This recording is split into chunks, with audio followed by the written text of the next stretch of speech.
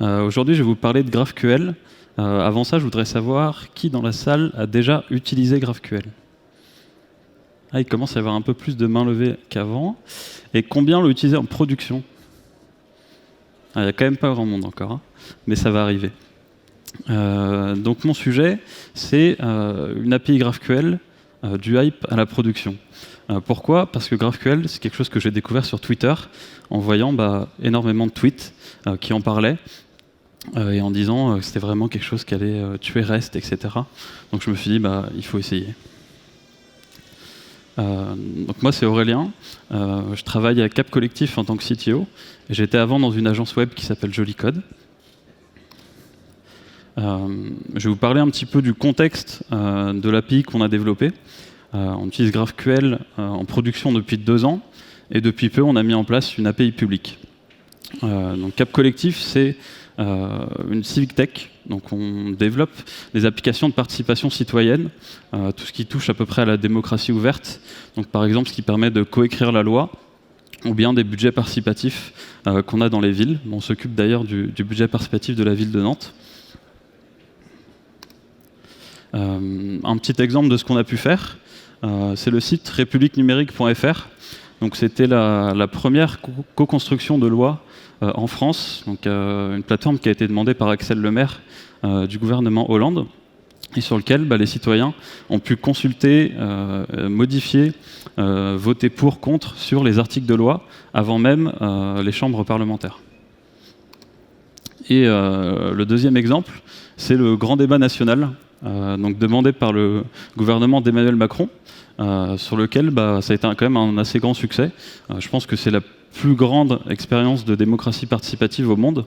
Il y a eu pratiquement 2 millions de contributions, 10 000 événements locaux dans toute la France, et au total, plus de 2,5 millions de visiteurs sur le site.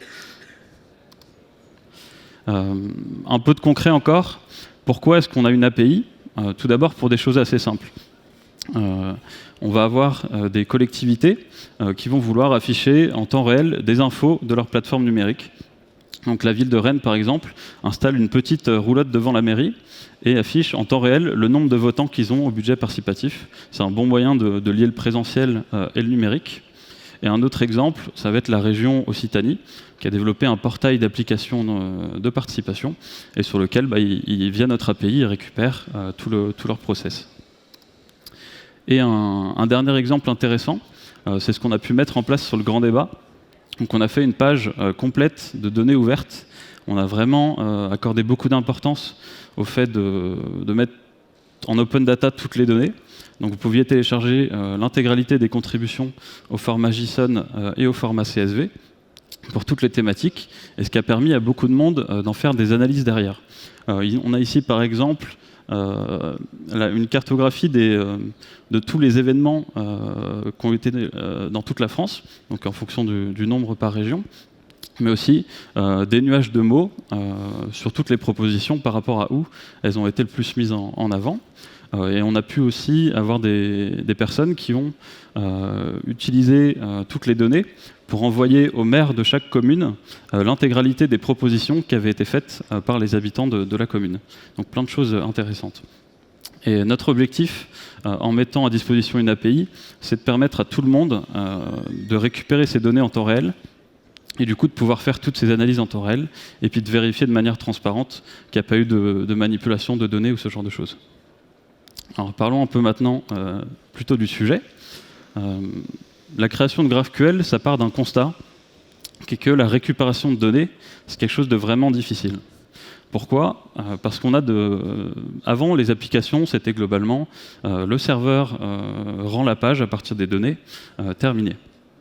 Et maintenant, on est de plus en plus dans une problématique d'applications mobiles ou de pages qu'on appelle des single page applications, qui ont besoin d'énormément communiquer avec des API. Et du coup, elles se retrouvent avec la problématique de devoir demander des données, alors que dans nos applications, on a juste plein de composants qui ont chacun besoin de leur source de données, de leurs données. Et du coup, ça pose des problèmes comme l'overfetching, c'est-à-dire on va faire des appels à des API, mais on va demander trop de données, plus que nécessaire. Du coup, ça ralentit le chargement de la page, ou encore plutôt de l'underfetching. on n'arrive pas à demander assez de données d'un seul coup, et du coup, on est obligé d'avoir plein de petits systèmes de chargement à droite à gauche pour charger toutes les données de notre application. Et une conséquence de ça, ça peut être ce qu'on appelle les requêtes en cascade, c'est-à-dire quand vous faites quand vous avez besoin pour faire vos prochaines requêtes, qu'une première requête est répondue. Et du coup, vous vous retrouvez comme ça avec un arbre de dépendance qui peut ralentir énormément le chargement d'une page si vous avez tout d'un coup une requête qui met plus de temps à répondre. Et du coup, GraphQL, ça a été en partie créé pour essayer de résoudre ces problèmes. Alors, pour toutes les personnes qui ne connaissaient pas du tout GraphQL au début de cette conférence, je vous conseille d'essayer de retenir au moins ce slide. La première chose, c'est que GraphQL, c'est un très mauvais nom. GraphQL, c'est pas du tout quelque chose qui va vous permettre de requêter une base de données. En fait, GraphQL, c'est simplement une syntaxe sur comment est-ce qu'un client peut demander de la donnée. Et en fait, ça va être une toute petite partie de votre API, c'est-à-dire juste la partie transport.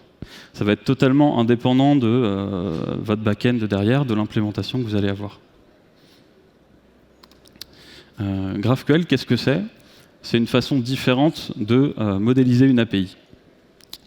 Dans une approche REST, vous allez avoir plusieurs endpoints, des points d'entrée de votre API, qui seront stupides et qui renverront toujours la même donnée.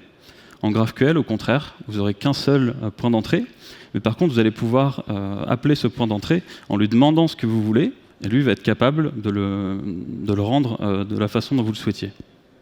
Je ne suis pas du tout en train de vous parler d'une petite techno hipster créée dans un garage, mais quelque chose qui est vraiment utilisé.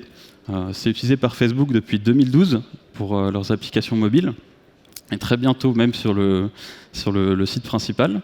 Depuis que ça a été open sourcé en 2015, il y a beaucoup de géants du web qui se sont mis à utiliser, comme GitHub, comme Shopify, comme Twitter, Pinterest, et j'ai mis 2 français quand même, Allociné et Dailymotion. 3 principes de GraphQL à essayer de retenir. Le premier, c'est que GraphQL, le but, c'est de permettre au client de demander ce qu'il veut. Le deuxième, ça va être de permettre au client de pouvoir récupérer des données qui vont être vraiment imbriquées. En GraphQL, vous allez pouvoir faire une requête qui paraîtrait impossible, par exemple en REST. Imaginons, je prends un utilisateur, je veux récupérer tous ses amis. À l'intérieur, je veux récupérer tous les commentaires faits par ses amis et je veux récupérer l'avatar de l'auteur de tous ces commentaires. Ça n'a pas forcément de sens, mais dans une application front-end, on peut avoir des besoins vraiment complexes comme ça en imbrication. Ça va être possible grâce à GraphQL. Et le troisième point, c'est tout est défini à partir d'un système de typage, ce qui fait que le client va savoir exactement tout ce qu'il est possible de demander et toujours quel va être le type qu'il va récupérer à la fin. Concrètement, une requête, ça va ressembler à ça. Un mot-clé query. À l'intérieur, je vais demander post, ça va être une liste d'articles. Et au sein de ces articles, je vais demander leur titre, la liste des auteurs, et le nom et l'avatar de chaque auteur. Et ma requête, elle va répondre une clé data, et puis exactement la même structure que ce que je viens d'envoyer, mais cette fois-ci avec des valeurs. En fait, la façon dont on va demander la donnée va être la façon dont on va la recevoir. Pour aller sur des choses un peu plus complexes, on va pouvoir ajouter des arguments à nos requêtes.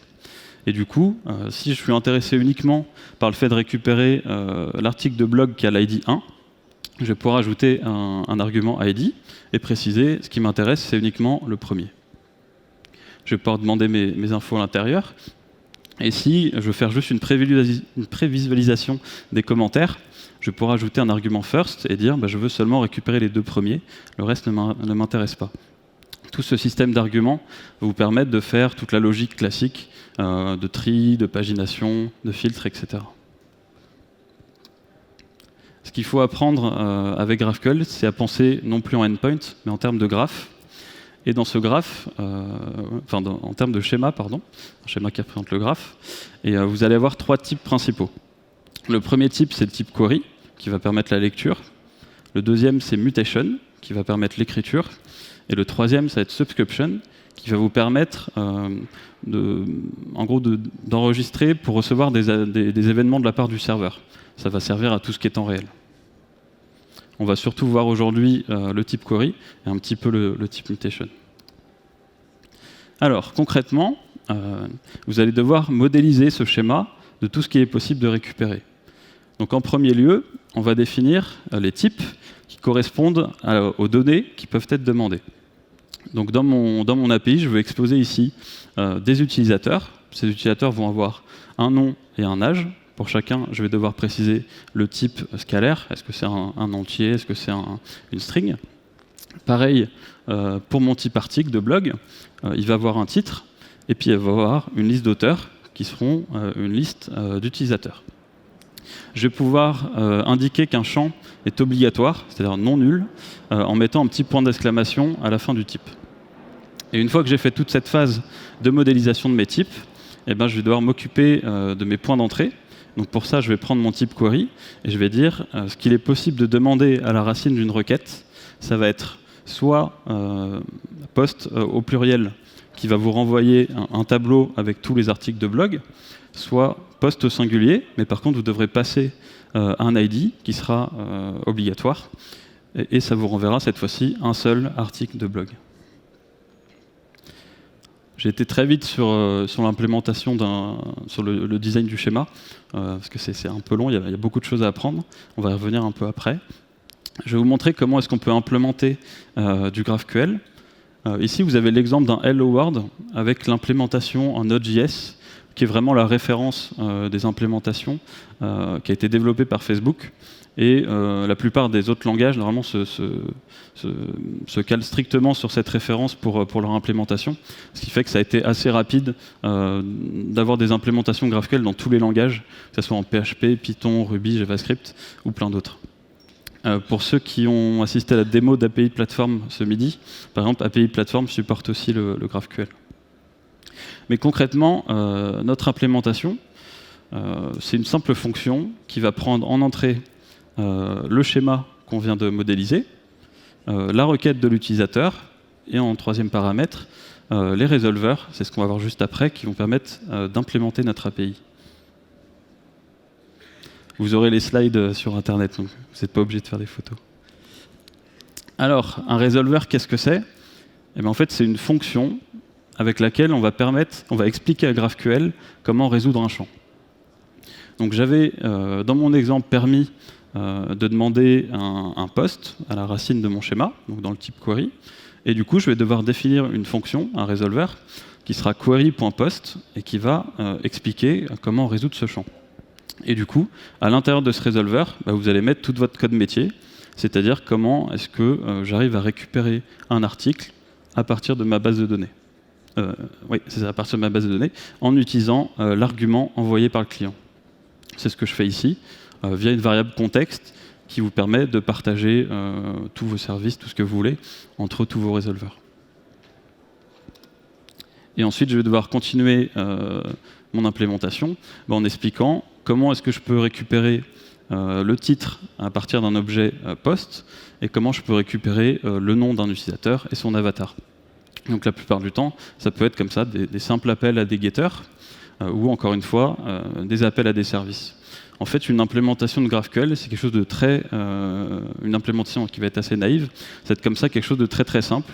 C'est vraiment, je prends chacun de mes types possibles et j'explique comment récupérer chacun des champs à l'intérieur. On va récapituler un peu l'exécution que va avoir une requête. Donc ici, je demande un seul article de blog avec l'ID. Je demande son titre et je demande les auteurs. Au sein des auteurs, je demande le nom et l'avatar. Donc concrètement, ce qui va s'exécuter, ça va être en premier le résolveur query.post. Ensuite, un appel à post.title et post.authors. Et enfin, pour chacun des objets user qui va être retourné par mon post.authors, je vais appeler user.name et user.avatar. Et c'est tout ce dont GraphQL a besoin pour résoudre toutes vos données. En fait, l'exécution, elle commence en haut, et tout ce qui est au sein du même niveau, ça peut même être exécuté en parallèle. Voyons un peu rapidement le type mutation qui va permettre les écritures. Donc cette fois-ci, on va utiliser un mot-clé spécial, input, qui va permettre de définir quelles sont les entrées que mes utilisateurs vont pouvoir faire. Donc ici, je définis un post input, un objet au sein duquel les utilisateurs devront passer un titre, qui sera une chaîne de caractères. Et dans mon type mutation, je vais définir qu'est-ce qu'il est possible d'appeler. J'en définis deux. Une pour créer un article et une pour mettre à jour un article. Pour chaque mutation, je dois préciser qu'est-ce qu'on peut lui donner en tant qu'argument, donc mon post input, et ensuite le type de retour. Bon, les deux cas, ça va être l'article, soit qui vient d'être créé, soit celui qui vient d'être modifié.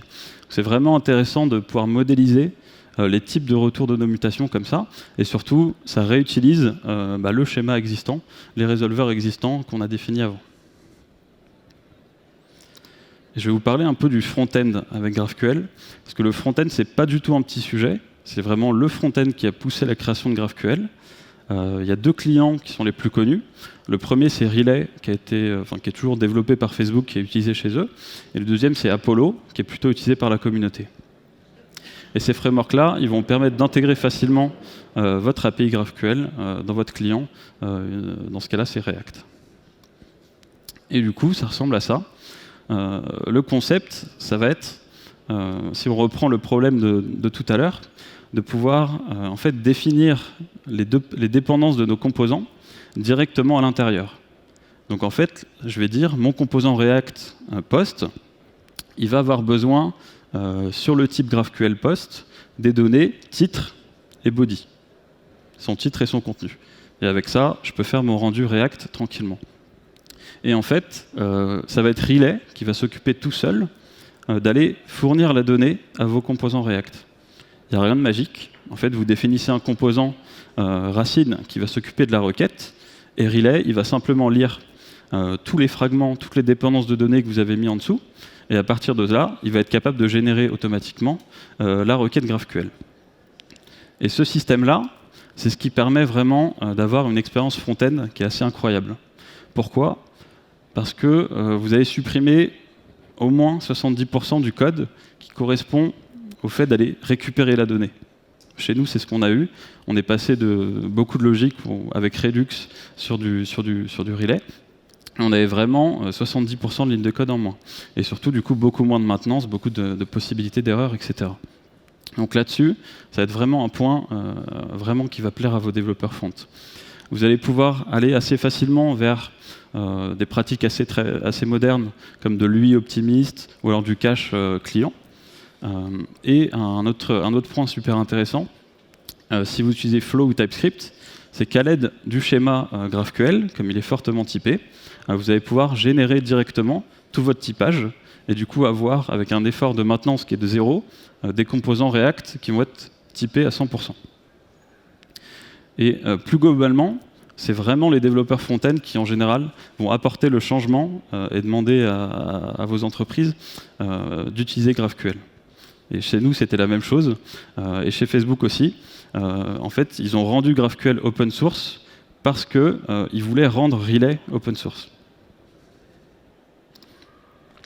Alors, je vous ai fait une introduction assez courte, mais j'aimerais aussi aborder des sujets un peu plus poussés de GraphQL, et notamment toutes les problématiques qu'on va avoir en plus quand on le met en production, et puis peut-être démystifier quelques mythes.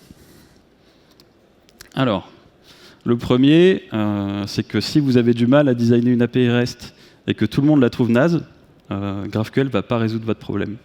Avec GraphQL, vous avez la même problématique de comment est-ce qu'on doit designer son API, et vous aurez toujours les mêmes problématiques, c'est-à-dire connaître votre domaine métier très bien, devoir réfléchir sur les évolutions, etc.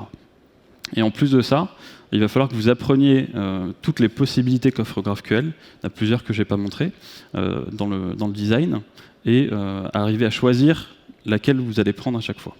Donc ça apporte quand même des problématiques en plus. Un petit exemple, ça va être quand est-ce que je vais choisir, est-ce que mon champ, je vais le marquer en nul ou en non nul, en obligatoire ou pas. Je vous ai mis un petit tableau des possibilités. En nullable, pardon. Je vais mettre tous les cas, forcément si en base de données ça peut être nul, ça fait sens.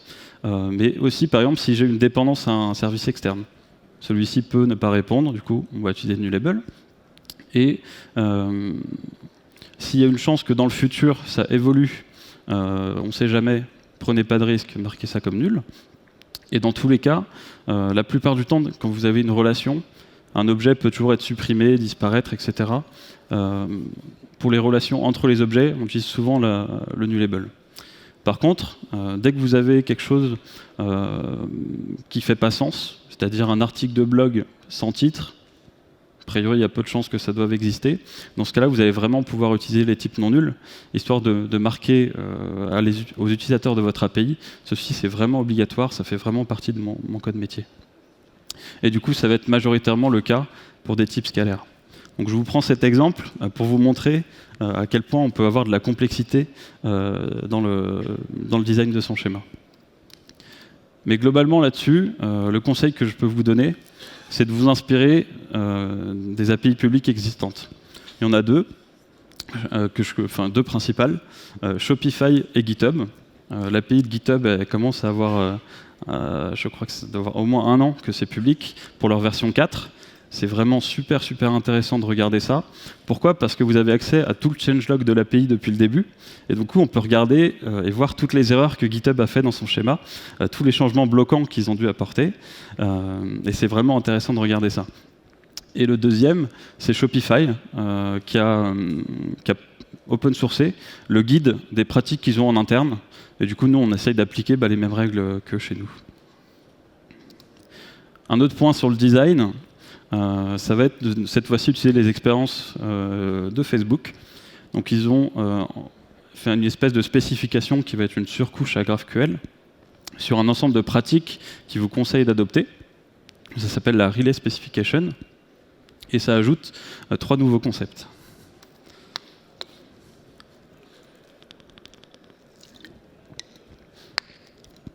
Donc je vais vous parler des 2 premiers.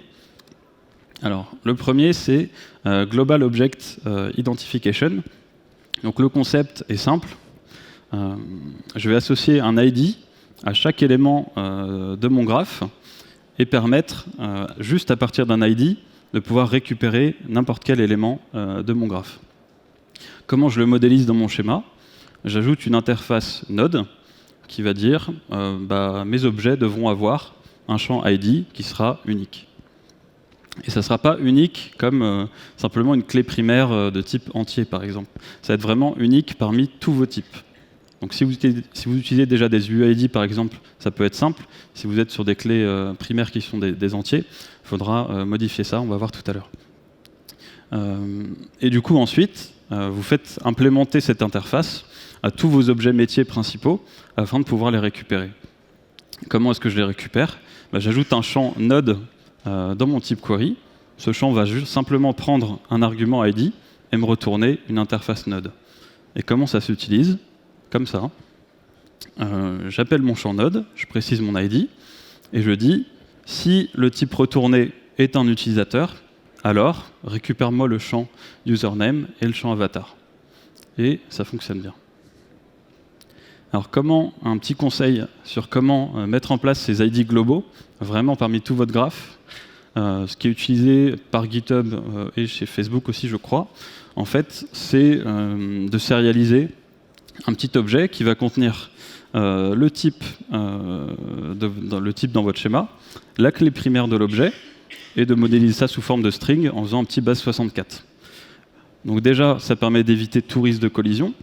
Et le deuxième point, c'est que votre back-end il va pouvoir décoder cette string, savoir que le ID demandé, c'est un utilisateur, et du coup pouvoir aller requêter directement dans la table user, par exemple.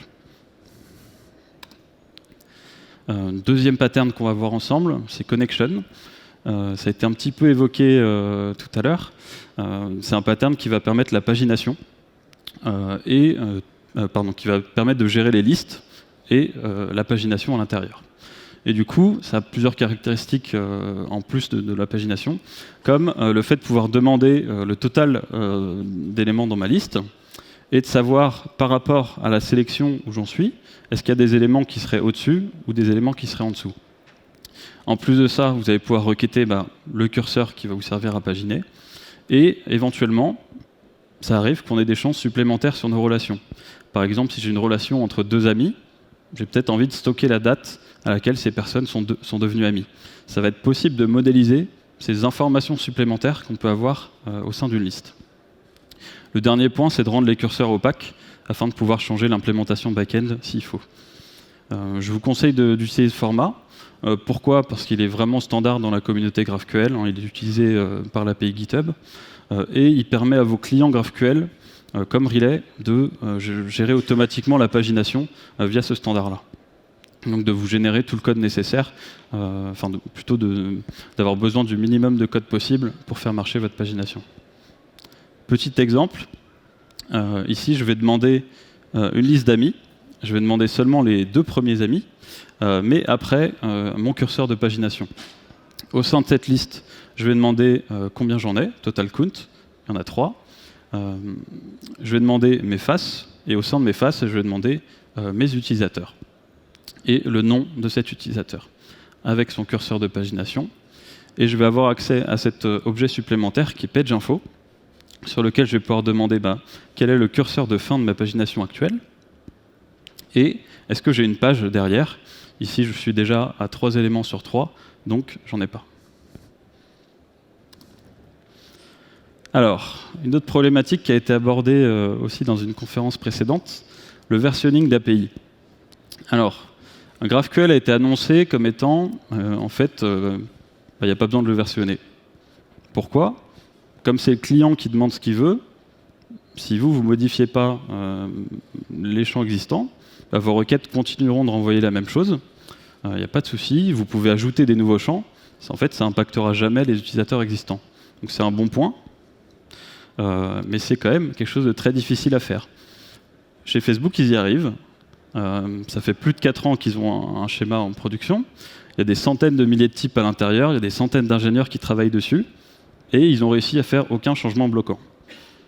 Donc j'ai pas personnellement leur méthode magique, mais sachez que c'est possible. Chez GitHub, ils ont fait un choix que je trouve un peu plus réaliste qu'on a fait chez nous aussi, qui est de dire je vais m'autoriser de pouvoir déprécier certaines choses et les supprimer 3 ou 6 mois après. Comment est-ce que je déprécie quelque chose en GraphQL ? J'ajoute une petite annotation, @deprecated, j'explique pourquoi est-ce que c'est déprécié. Mais malgré tout, vouloir faire une API sans version, c'est quelque chose de très difficile. Déjà, la première chose à retenir, c'est que vous n'êtes pas obligé de le faire. Vous pouvez utiliser toutes les techniques de versionning classiques qu'on peut avoir dans d'autres modèles d'API. Mais si vous souhaitez essayer cette approche-là, sachez qu'il va falloir passer énormément de temps dans justement la partie qu'on a vue tout à l'heure, le design du schéma. C'est vraiment ça qui va vous permettre d'avoir une API qui n'aura pas de changement bloquant, ou en tout cas qui va pouvoir évoluer facilement. La problématique, c'est que dès que vous choisissez un nom, il restera gravé dans le marbre à tout jamais. Pas simple. D'où ce travail vraiment de beaucoup travailler son design. Enfin, la Relay Specification que je vous ai montré, c'est justement un ensemble de pratiques faits pour permettre à votre schéma d'évoluer facilement, sans faire de changement bloquant. Et la pratique qu'ils ont chez GitHub, c'est de dire on va vous donner les parties les plus récentes de notre schéma, mais uniquement en mode preview, c'est-à-dire utilisez-les, mais c'est à vos risques et périls, ça peut changer à n'importe quel moment. On a choisi d'avoir cette approche aussi, afin de nous laisser le temps de nous dire on a donné accès aux développeurs à cette partie-là, ils sont contents, ils arrivent à l'utiliser, ça marche bien, ok, on peut le passer en mode public, et si jamais au final quelqu'un n'est pas satisfait, on va pouvoir changer ça, et c'était à vos risques et périls de l'utiliser. Alors, passons sur un mythe, le cache réseau en GraphQL, ça marche pas. Pourquoi ? Parce qu'une requête GraphQL, tu peux l'écrire de différentes façons, et puis ça renverra toujours ça renverra pas forcément la même donnée. Et en plus, c'est à chaque fois la même URL qui est appelée, et en fait, elle va produire des résultats différents. Donc je peux pas juste cacher mes requêtes get comme je fais en REST. Mais en fait, c'est tout à fait possible. Vous pouvez cacher les requêtes POST aussi avec Varnish, c'est même dans la documentation. Et en fait, en faisant juste un hash du body qui est envoyé par vos clients, vous pouvez tout à fait avoir du cache réseau qui fonctionnera exactement comme en REST. Et on a même aujourd'hui des CDN qui deviennent spécialisés dans GraphQL et qui vont être capables d'analyser les requêtes POST qui sont faites et afin de décider est-ce qu'elles peuvent les cacher ou non. Donc c'est vraiment un mythe qu'il faut essayer d'oublier aujourd'hui. C'est possible de faire du cache réseau en GraphQL. Par contre, un vrai problème, c'est la performance. Ce qu'on appelle le N+1 problème. On l'a vu, GraphQL, ça peut faire beaucoup d'appels de fonctions. Si dans chaque appel de fonction, vous faites une requête en base de données, ça peut commencer à faire beaucoup. Exemple, je demande une liste d'auteurs, il y en a 50. Si pour chacun des 50 auteurs, je dois faire une requête en base de données pour récupérer son adresse, ça va commencer à faire beaucoup. Encore une fois, on peut résoudre ce problème. Il y a un petit outil qui s'appelle DataLoader, qui est en fait un mécanisme pour représenter comment aller récupérer de la donnée sur un back-end. Le concept, c'est de vous permettre de faire du traitement par lot. Et du coup, l'idée, c'est chacun de mes résolveurs, plutôt que de renvoyer directement la donnée, va renvoyer une promesse qui va dire je demande telle donnée pour telle clé. Et enfin, DataLoader, ce qu'il va faire, c'est qu'il va récupérer toutes les promesses et puis vous appelez une fonction de traitement par lot avec toutes les clés en paramètres. Et du coup, vous allez avoir les ID de vos 50 utilisateurs et pour cela, vous allez pouvoir en une seule requête SQL aller récupérer l'adresse en faisant un in les 50 ID. Et du coup, ça vous permet de réduire de résoudre ce problème d'avoir trop de requêtes sur votre back-end. Nous, c'est ce sur quoi on a beaucoup travaillé un petit peu avant le lancement du grand débat. Un deuxième mécanisme apporté par DataLoader, ça va être le cache. Le premier, c'est le cache mémoire. Donc, si jamais quelqu'un demande plusieurs fois la même donnée, ça peut arriver au sein d'une requête. Comme votre DataLoader sait qu'il l'a déjà répondu, il va être capable de rendre cette donnée directement et pas de l'exécuter plusieurs fois. Et la deuxième possibilité, c'est d'utiliser cette clé au sein de vos DataLoader pour faire du cache applicatif. Donc on retrouve, encore une fois, cette problématique de cache. Enfin, on peut résoudre, encore une fois, cette problématique de cache. Ce que je vous recommande, c'est que DataLoader, nous, c'est un peu un regret de ne pas l'avoir utilisé dès le début. Si vous avez des problématiques de performance, essayez de le mettre en place rapidement. Ça vous force en fait à avoir une bonne structure et une bonne convention au sein de vos résolveurs.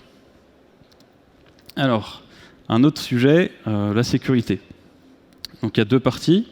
L'authentification, ça, comme j'ai abordé un peu, c'est vraiment indépendant de GraphQL. Vous allez utiliser ce que vous voulez. GraphQL, ils sont moches en fait. Vous allez connecter aux utilisateurs comme vous voulez. Par contre, vous allez avoir la partie autorisation. C'est-à-dire, est-ce que telle personne a le droit d'accéder à tel champ?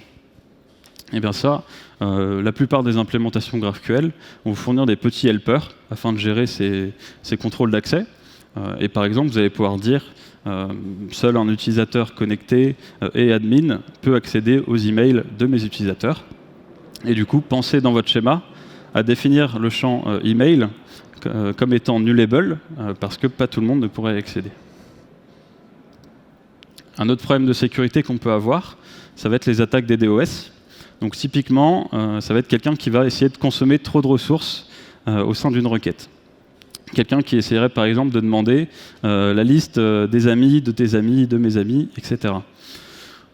Pour résoudre ce problème, en fait, on peut faire une analyse de coût, c'est-à-dire calculer combien va consommer ma requête. Et du coup, vous allez pouvoir, avant de l'exécuter, dire à cette personne-là, écoute, non, tu demandes trop de données, donc je ne vais pas exécuter ta requête. C'est une petite couche supplémentaire, mais ça se fait facilement. C'est déjà proposé dans toutes les implémentations GraphQL. Et quelque chose qui est souvent mis en place en plus, c'est de limiter la taille de la pagination, empêcher les utilisateurs de demander plus de 100 entités en même temps. Et un autre point assez rarement abordé, qui est le rate limiting. Et là-dessus, c'est vrai qu'en REST, le rate limiting, c'est assez simple. Il suffit de dire, tu peux appeler tel endpoint tant de fois par heure, c'est tout. En GraphQL, un client peut quand même vous faire un appel qui pourrait consommer l'équivalent de plusieurs milliers d'appels REST, malgré l'analyse de coûts qui a été faite avant. Et du coup, vous allez devoir quand même ajouter un nouveau système de calcul de coûts pour le rate limiting. Ce qu'ils font chez GitHub, c'est qu'ils utilisent l'interface Node dont je vous parlais, et ils vous permettent seulement de récupérer 5000 nodes par heure. Donc encore un peu de complexité avec GraphQL en plus.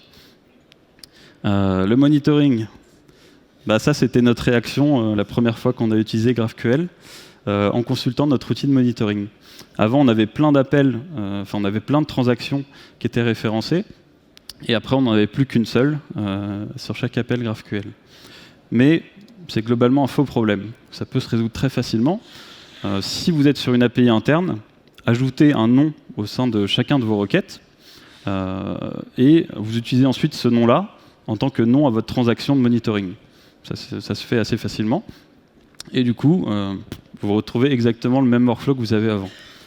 Pro tips, il y a des petites règles ESLint qui vous permettent de forcer le fait d'avoir un nom sur chaque requête. En revanche, un réel problème, ça va être pour une API publique. Ça n'a pas de sens de demander aux utilisateurs d'ajouter un nom, puis ça ne voudrait rien dire. Et dans ce cas-là, vous allez avoir plutôt besoin d'outils spécifiques. Il en existe un qui s'appelle Apollo Engine. Le problème, c'est que ça marche que pour Node.js. Et du coup, si vous voulez utiliser GraphQL pour une API publique, soit vous faites un peu comme nous, c'est-à-dire développer un outil en interne, soit vous attendez que la communauté le fasse. Encore, ça c'est quand même un des plus gros problèmes aujourd'hui, je trouve. Passons à la documentation. Une des promesses de GraphQL, c'est de vous dire t'as rien à faire, comme il y a un schéma, je vais pouvoir générer une doc automatiquement. Et c'est vrai, vous avez des outils qui vont directement lire votre schéma et générer la doc. Mais dans la réalité, quand on a mis en place notre API publique, on s'est rendu compte que déjà les utilisateurs ne savaient pas utiliser GraphQL. Du coup, il a fallu qu'on écrive énormément de documentation sur comment, qu'est-ce que GraphQL, comment ça marche, etc. On a ajouté plein de guides, plein d'exemples. Et petite nouveauté, vous devez expliquer quelle est la différence entre un endpoint et les données qui sont possibles de requêter en dessous. Et dans tous les cas, la doc ne s'écrit pas toute seule. Au sein de votre schéma, vous devez écrire pour chaque champ, chaque type, sa description. Encore une fois, on peut utiliser une petite règle dans un linter pour vérifier que c'est bien fait.